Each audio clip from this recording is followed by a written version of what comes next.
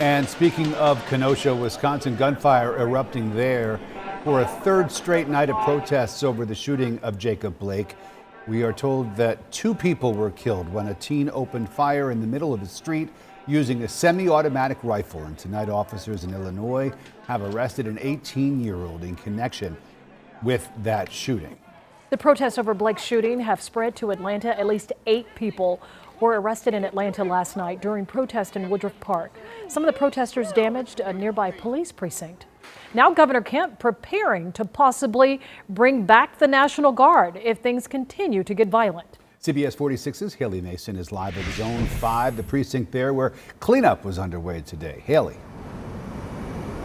Hey Rick, we're actually at Zone 5 precinct and a block away from Woodruff Park when this protest started, and police tell us protesters came from a block away to try to vandalize this building, and they were successful in part. They say the protesters came with the intent to demolish and destroy.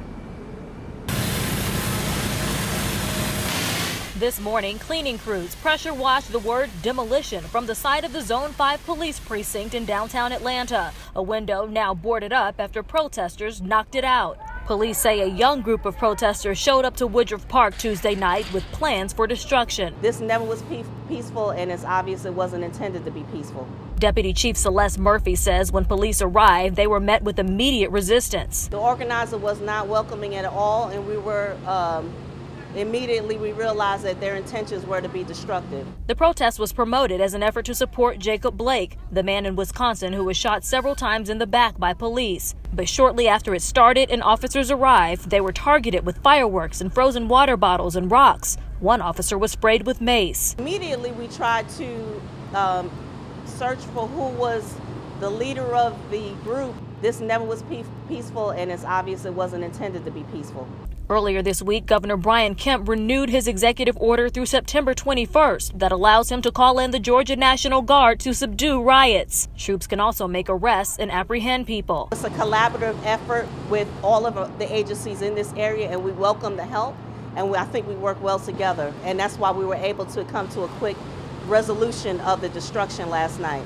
Atlanta police made 8 arrests last night with charges ranging from disorderly conduct, obstruction, and pedestrians in the roadway.